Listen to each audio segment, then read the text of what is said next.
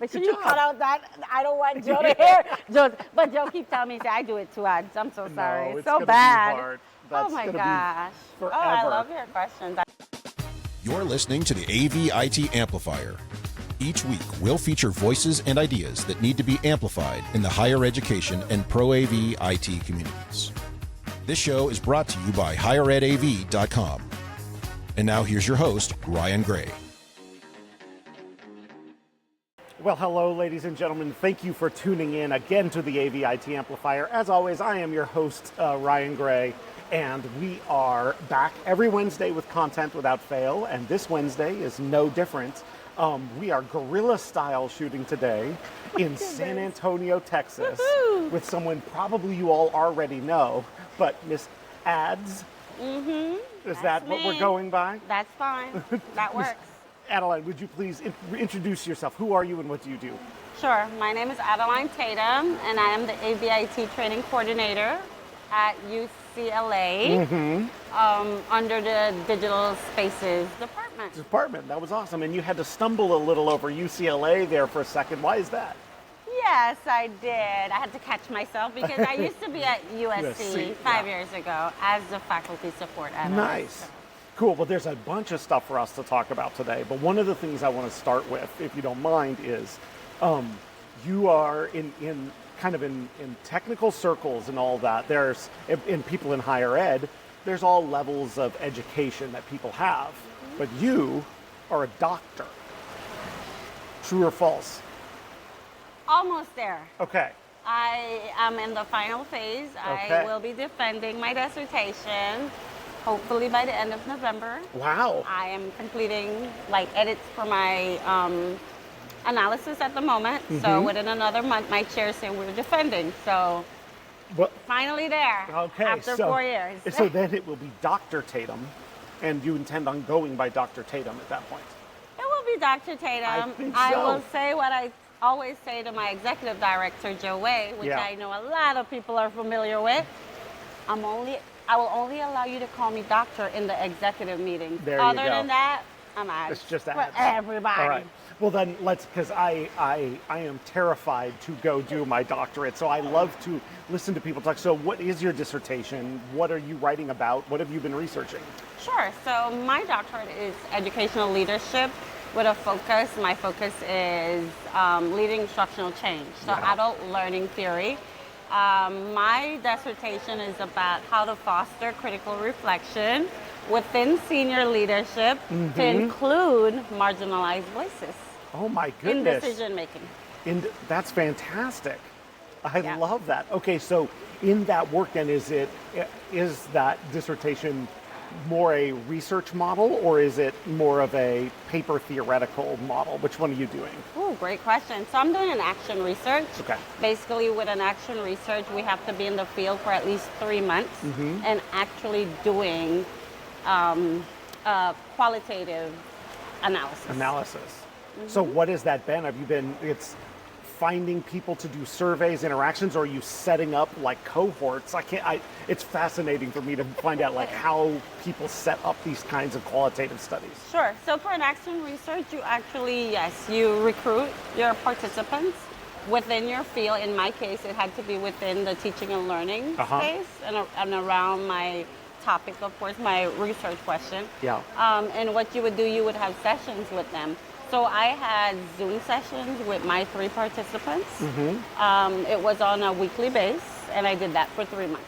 Okay. And my framework, conceptual framework, was basically to do critical reflection using the Rogers theory, which have 3 different phases. Okay. And I included in that adaptive leadership and andragogy.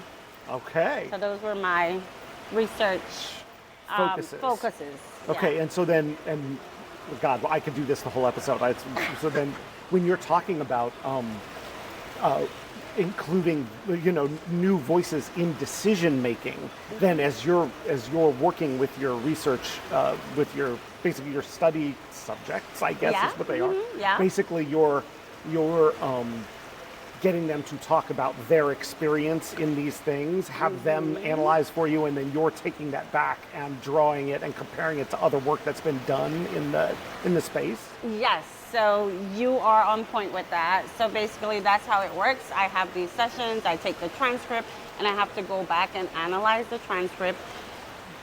One of the important things that I've learned myself is staying out of my head when doing the analysis, because we could interpret things differently. Yes. So I had to be very strategic and very rigorous in the fact that it's not what Adeline had wanted to say, but it's what they're actually saying. Yeah. And I must say, I give credit to my chair, who is Dr.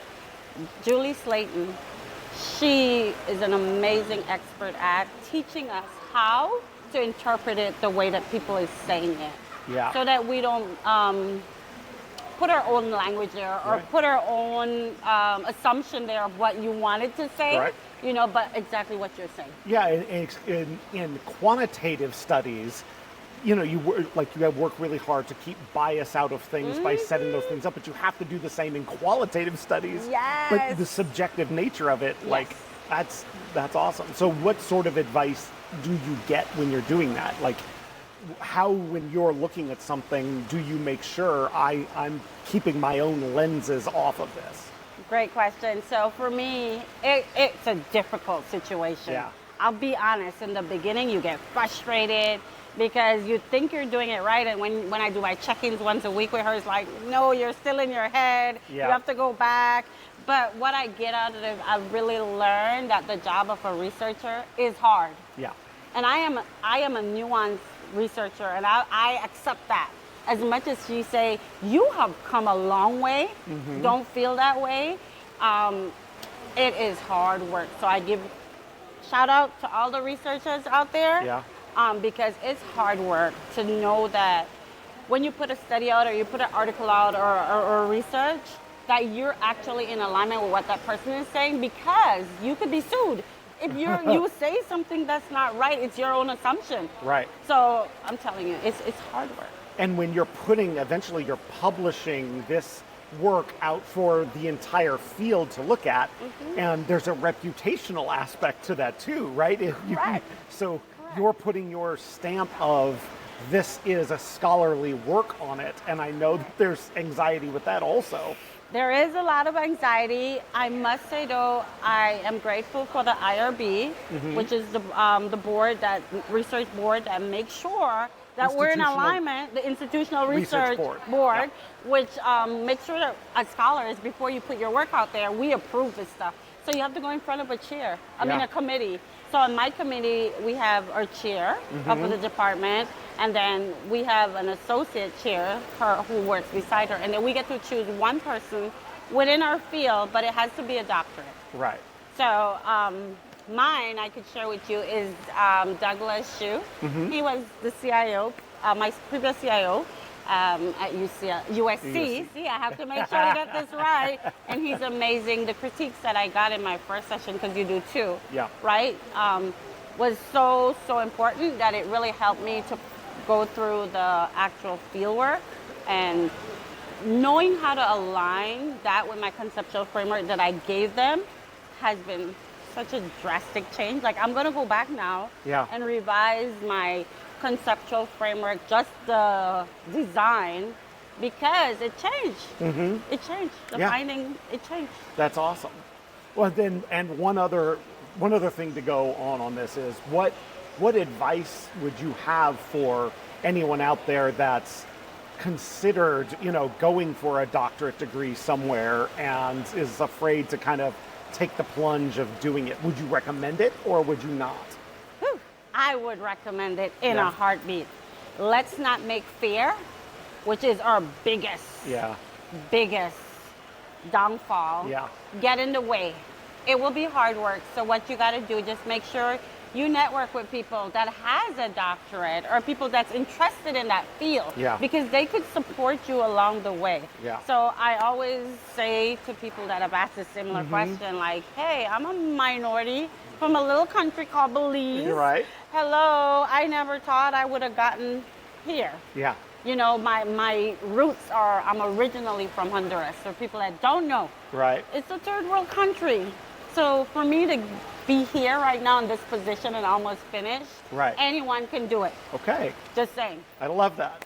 I love that. Thank you for sharing. And also, to hear, it's why I like to ask people about it, because you have that conception of like, I wouldn't know how to do it. No. And it's like, no. You have structures around you to help you through it, to guide it. There's a, you know, it's almost like a mentorship thing, it Yes. sounds like. Correct. But at the end, you gotta go defend. And when you Yes. say defend, what does that mean?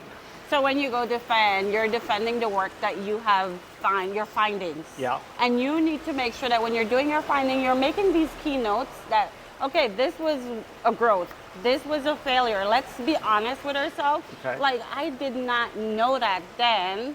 For example, I included probing questions.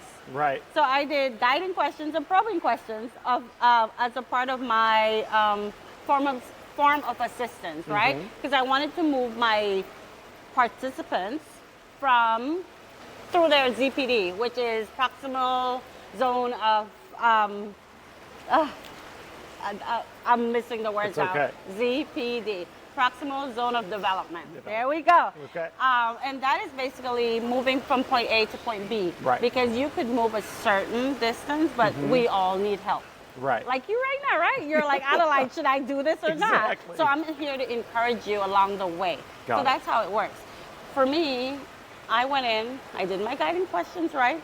My probing questions, apparently, I misinterpreted them. I asked the probing, but I didn't follow up. And for it to be considered a probing question, you had to give a second question or a third question. Got it. I learned that. That's a growth for me. Right. So that is something that I must say that, like, you learn so much about yourself and just being honest that I did not know it. Wow. Okay. And do you think in your defense, is it an oral defense? You have to stand and take questions from people in the departments?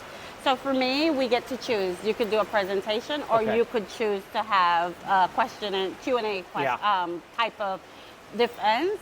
I will do a presentation, Okay. but your committee still will be able to ask Questions of it. How it works is that we will send out the final draft a week before, so they get to go through it and they could build their questions. And yeah, that's how it works. That's awesome. Yeah. Well, I'm excited to hear how that goes. I know you've been working on it for a long time. 4 years. So that's, Well, December would be 4 years, Wow. but a good 4 years. Okay. A learning 4 years. You see how I'm in the teaching and learning field? Yeah. I feel like that's what it means. agree. That's I awesome. feel like that's what it means. Okay, so let's turn that direction. So not to bury the lead, but we are in San Antonio for a reason. Why are we here?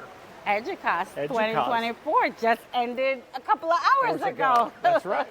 And then we Yeah. went and got barbecue, We did. and then we sat down to do this because we're in Texas. What are you going to do? Okay, so EDUCAUSE, why? So one, why are you involved in EDUCAUSE? What is it, and why do you come to a conference like this? So for me, EDUCAUSE, I learned about EDUCAUSE when I first started at USC. Then I became an ambassador after that first meeting. EDUCAUSE is teaching and learning. Yep. It's a nonprofit organization for higher ed, whereby we could come in and share like research and presentation. They have in the exhibiting hall, they have manufacturers. So it's a tech nonprofit for education. That's Yeah. how I interpret it. Yes. And why I love to engage in EDUCAUSE is because I learned so many things. I love going to EDUCAUSE and just being truthful and honest. Not every session is for you or for me. We have our own specialty and areas that we want to, dive deeper into. Yep. I've been coming for 4 years. I've presented at 3 of them. This year Right. I took a break. I Nice. wanted to go to different sessions and enjoy the moment. Enjoy the moment and try to observe as much as I could in this new role, so I could, add to it. So this year, though, if I may say, Okay. I was a little bit disappointed. Okay. For one, the population, as in the amount of participants Yeah. and people at the conference, was surely less. Yeah. Because like I said, I've been to Chicago, I've been to Denver, and Yeah. they've been like, oh, you could hardly walk through. This one was a bit more, less crowded. I don't Yeah. know if you think so. Yeah. But also, as a teaching and learning, as an educator, when I walked into the sessions that I choose to have went into, I think out of I went into about 8 of them, maybe 3. Really, I feel like what it was meant to do was of value. Right. In the sense that as educators, and please, I'm not trying to be biased here. I just want to put that disclaimer. This is me, my opinion. Yep. When we present, when people go up to present, you read this nice bio. So I want to go in there. Yeah. So I went in the space for a few of them. And yes, they started off with a good pitch, but then it turned back on all about them and their institution. Right. When I go there, I want to hear barriers that you went through. I want to hear challenges. I want to hear your framework. I want to hear how can we move forward, or how Yeah. can I support you. Yeah. That's what I want. Yeah. You know, you've done the work, just like me with my, my dissertation. I've done the work. So if you come to me and say, hey, I'm doing something similar, what advice do you have for me? Yeah. That's what I taught. Yeah. And that's what I got when I went to Denver, when I went to Chicago. But for me, like this year, I don't know, it was just different. Yeah, and I think there were a lot of sessions that had more questions than answers, and there is a little bit of right now of like things in this space are kind of crazy. It was at one that basically was the guy put up 2 pictures, and it was the first picture was a guy just sitting in a boat with sunset fishing, Okay. and he's like, this is how people like think they want this Life to stuff, be. technology in higher ed to be, but it's more like this. And it was Okay. a group river rafting. And Good. the idea being that like we're on but we're in a boat together. We're not on our own.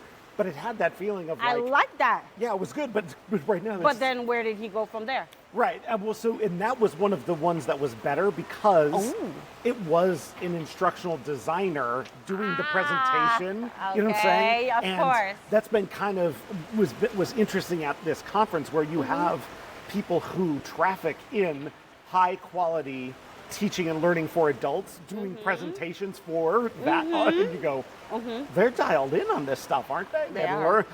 wow, there were learning objectives. There was this, there was that. And I walked out with things that I could immediately use. Ooh, I love it. And I guess, I don't know if you know, but my master's, I did learning design and technology. So I'm sure. I am an instructional designer, Yep. right, under that umbrella. Yep. So we went to a session today. It was the Gen Z. Right. And how to navigate through that with them as the pedagogy and Yep. making sure that when they're coming into higher ed, like we're giving them that nourishment, if I could say that, or Yeah. welcoming them into higher ed, like, transitioning them from high school to higher ed, because that's why most of them at the end of the day, kind of that first semester is very challenged because they're not used to that. They're used to a certain type of molding by their professors or their Right. teachers, So that was a good one, but also instructional designers Yeah. did that session. So we were able to really value that session. But yeah, I feel like institutions Yeah. need to advocate more or put in policies whereby faculty, especially VIP, older faculties, right, will work with instructional designers or instructional technologists if it comes to the technology Yeah. to aid them. At the same time, those people have to know that these people are VIP. They're blackboard and chalk. Right. So yeah. make sure you hold them by their hand and walk Take them them through it. slowly. That's So yeah. so taking then that perspective of the study of how to teach, right? The study of how to help people learn Yes. that you're into with the cross section of not only using technology to help people learn, but also teach. This is so meta. It's so weird, but we live in this place of teaching people to use technology to help people Learn. Correct. which sounds a little bit more like what your day in and day out job looks like. So how do you take these disparate fields of from the technical side of AV stuff to the pedagogical, and we'll go. I'm going to hit another word on that in a minute. And then what you know of how students learn versus maybe how those professors learn, and turn that into something that An ecosystem. is your job to then advance your campus in. So just based on my previous institution, I did that for faculty, right? So using my teacher skill, educational skill, I taught information technology for almost 20 years, K through 12, and then like an adjunct at the University of Belize for a few years. So being able to just build an ecosystem from the technology and the education, adult learning part of it, I normally would make sure I know the tech. I have to know the device. I have to know the software. I have to know when I go in the space what I'm going to share with these people. So first, I'll do that. That's my own personal reflection. Then I have to know what my community will look like. In other words, faculty age. Like I need to do a survey of who am I doing? Is it Gen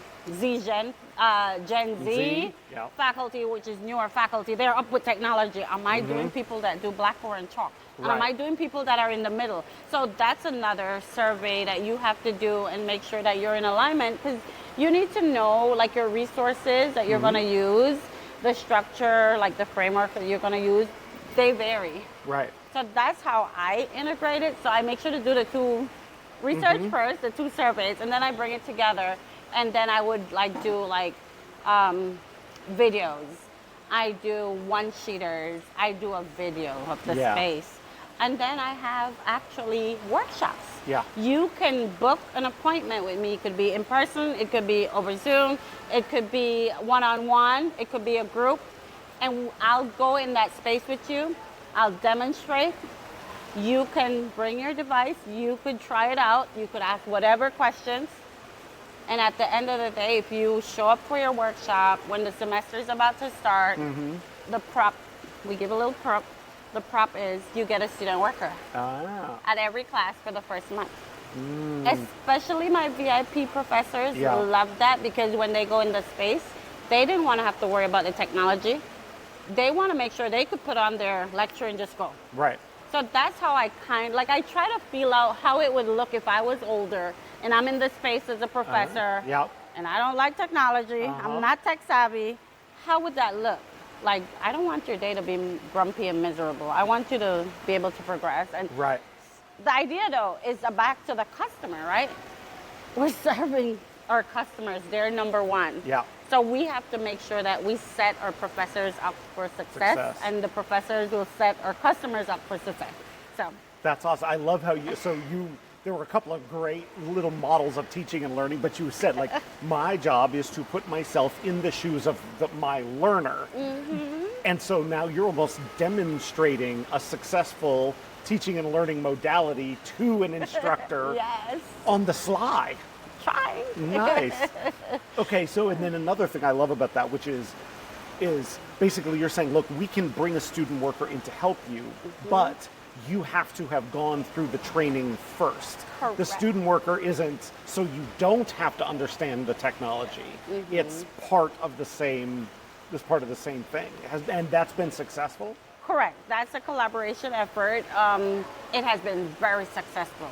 Like I said, at the prior institution, very successful in the sense that as much as we want to involve the student worker, I ensure that they also get an orientation training. They have to know and be at least similar level of understanding as myself. So when they go into that space, the faculty or professor feels as though it's Adeline standing here. Right. Because I do get requests where they only want me. But I'm like, hey, I can't be in 500 spaces at the same time all day. So you're the one I know and trust. I got you. I know. So in those cases, to be honest, those professors, I actually go the first time with my student worker. There you go. Even if I don't stay the entire time, I go and I'm here and I introduce the student worker to them. Very good. They'll do a great job, probably better than myself. That's how I would put it. But guess what? You have my number. and you have my email. Yeah. Call me, text me if any issues. Works fantastic. That's awesome. I gave them my personal number. Right. I want them to feel the love. I want them to feel supported. I want them to know that we care. Yes. Okay, so, and this will take me off track, but I think it's good because the three things you just said, right? I want them to feel supported, which is different than I want them to have support available. I want them to feel supported. Why is it significant that they feel some way? I think it's significant because honestly, I'm a mother. And if you know the woman nature, the mother nature in us, feeling nourished, feeling a sense of belonging within in society on a whole, but thinking about the institution and as a professor, like I want to feel like, hey, we're okay. You and I, we have a relationship. Like your department and my department, not because I'm chemistry, means that we're separated. We're one unit. Right. So that's why the sense of belonging, and why I feel like, I want you to feel that I care about you. And I guess it's just also the educational part of me. Yeah. As an educator, So, yeah. So you are a technology teacher of teachers. Yes, sir. That's a great way to put Isn't it? I love That it. is it. Okay. So then what I love, you talking about what you do in that, and you mentioned a couple things, right? I've got one-sheeters. I have video things. I'll do in-person, I'll whatever. Same thing, you're offering multiple ways of learning for multiple types of learners. How would you advise places that maybe don't have the size and scale to have someone dedicated to that practice, but still need to provide these sorts of trainings and these sorts of things? What would you advise for a school, say like mine, who knows that if our instructors feel supported, that they'll do a better job in the classroom, but we're not sure how to really go about that? How would you get someone started in it? That's a really good point. So, like you said, maybe small community schools or smaller universities don't have the funding to actually hire a person to just be dedicated to that position. Right. I highly recommend, because I always say customer service is something that's very important. So if you could find someone, when you do your recruiting, student worker, be a student worker, you do your recruiting, you make sure their customer skill level is great. Yeah. You could teach them the skill. We could teach them how to go in the space and teach the professor. Make sure the customer service skill is on top. Like that's my advice when it comes to, I think, because student workers are, we could afford a student worker or a what do they call it? A work study. So we just have to enable them.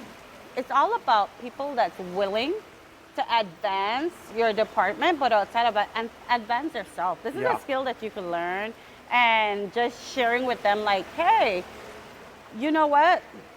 In the long run, it's gonna look good on your resume. You did the job of this person. Even taking, like, say, my job description.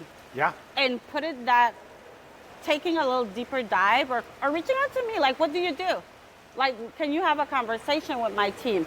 Would you be willing to volunteer? Right. You don't have the funding, so volunteering is a good way. Are you willing to come and maybe have a session with my student workers? Are you willing to help us show how to build out? I know there are many, many institutions, many instructional designers out there that personally are waiting for that. Can you volunteer? To be asked to engage. Yes. Yeah. It's not always about, in my case, about money. Right. For me, it's more, like I said, about, at the end of the day, the customer, the student, advancing in this world. There's so much going on that, just asking. Just asking for some help. And I love the advice of, when you're going to select people, look for someone who's got that user focus, customer focus, because you can teach them the technology part, but that part, you know what I'm saying, is harder to teach into. So that's awesome. Well, you mentioned as a half hour goes by pretty quickly here, people reaching out to you to steal your job description or anything else. If people out there did want to reach out to you or find you, how would they go about getting in contact with you? Sure. They could always reach out to me at Adaline Tatum on LinkedIn. or they could email me at tatum@it.ucla.edu. That's awesome. And I would recommend everybody go follow Adeline. You're going to see something cool. And thank you so much for your time to talk about this stuff today. It's you have really what is, I think, kind of a unique role in this space and in higher ed and all that, and one of those that's so key to success that sometimes we don't all think about needing making what you do a primary focus of that. So thank you for sharing so much about that today. Thank you for having me. It's been a pleasure. One more advice I want to give institutions that, like you stated, may not have the funding to hire someone like myself. Work with your teaching and learning center. Yeah. It's powerful. They hire people for that. They definitely have instructional designers. So if you're in our field, the tech world, reach out to these people. They definitely could support you. But I'm available. You can reach out to me too. Look, break down the walls of our IT silos and reach across to the provost side. Love it. That's even better. Adeline, thank you so much and best of luck on your defense. Thank you. I'll keep you posted. All right. Thank you for listening to the AV IT Amplifier. Tune in next week for more with today's guest. It'll be great or your money back. Your host has been Ryan Gray. He's on the tweeters at Ryan_A_Gray, or find him on LinkedIn to connect. Please subscribe and give the show a rating and review wherever you get your podcasts. This show is brought to you by higheredav.com. The views expressed here are not necessarily those of our respective institutions, employers, or sponsors. Everyone hang in there, go easy, and we'll be back next week.